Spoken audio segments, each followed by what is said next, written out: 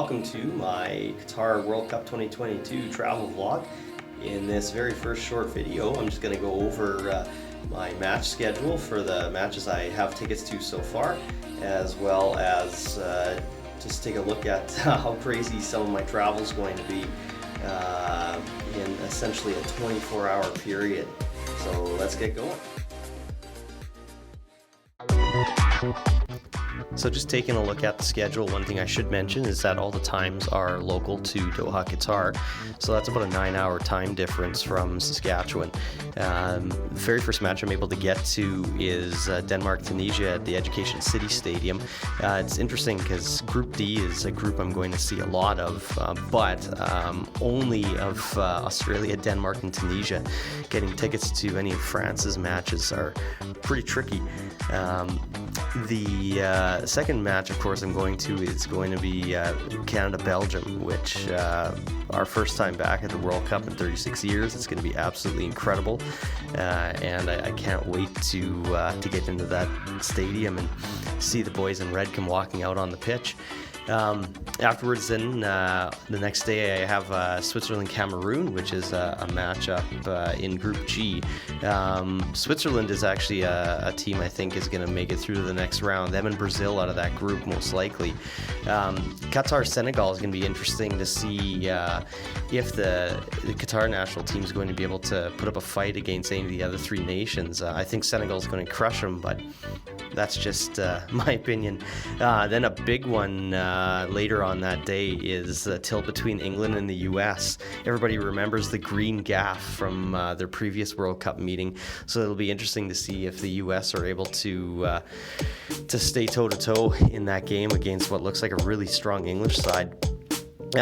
Next day then, on the 26th, is another tilt in good old Group D between Tunisia and Australia. That's going to be an interesting one. I don't expect either of those two nations to make it through, with France and Denmark also being in their group, but it'll be interesting to see if either of those two are able to strongly impose themselves as the third place team. A little bit later that day then is another big match, Argentina-Mexico. The Argentinians, I'm pretty sure, are going to go quite deep in this tournament. Some people have actually picked them to win the whole thing.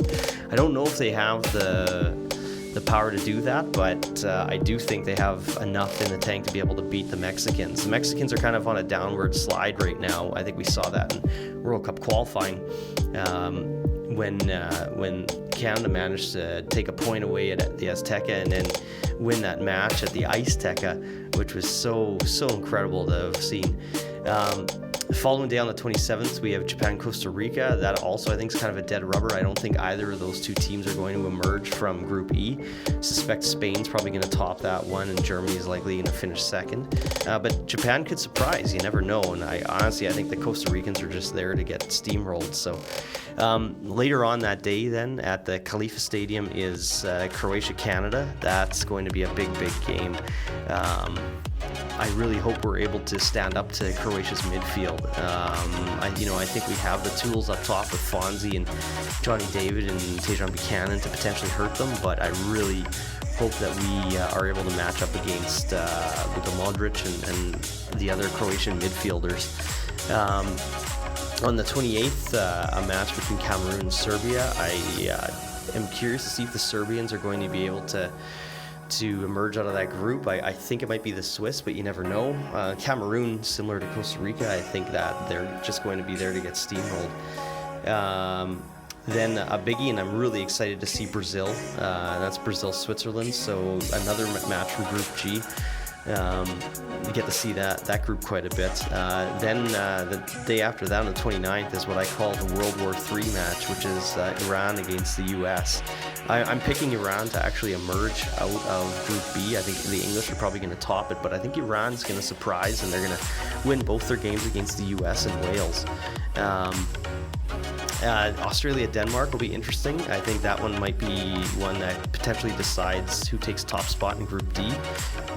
The French are a little bit fractured behind the scenes right now, so I think that the Danes might be able to to take the top and getting a big win over the Aussies that day. And then on December 1st is going to be a really nervy day with Canada-Morocco.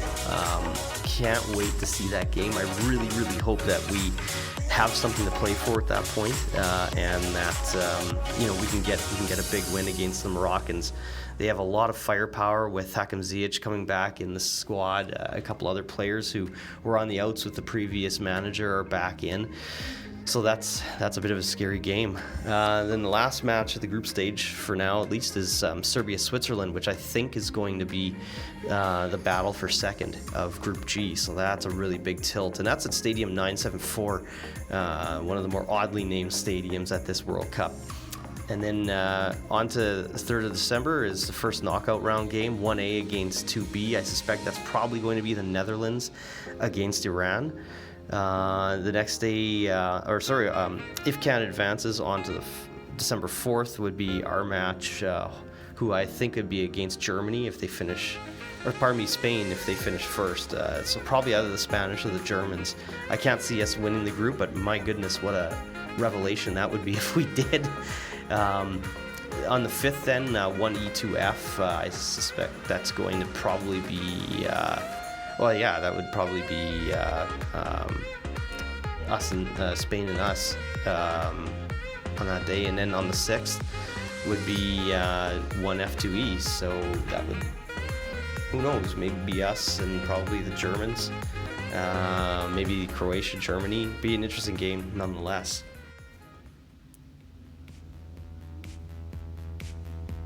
So let's take a little look at my travel.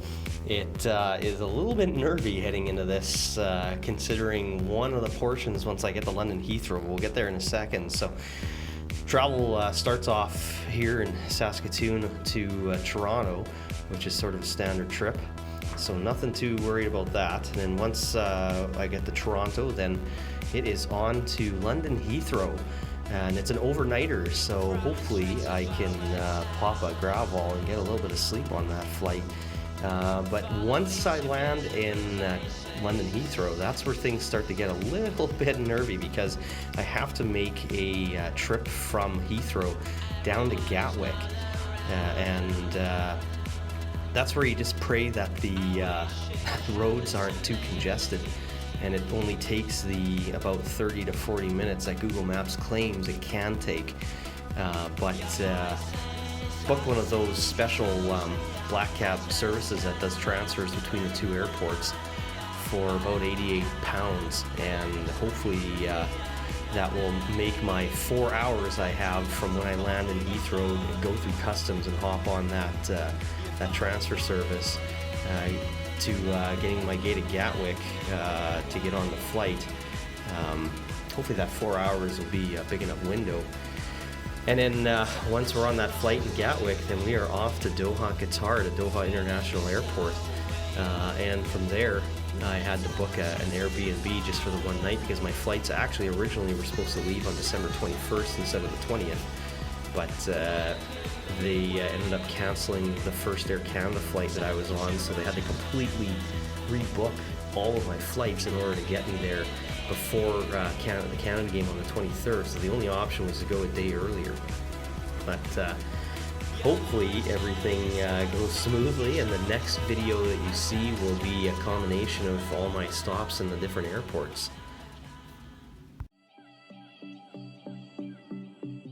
Hope you guys enjoyed that, and look forward to my next video in just a couple days.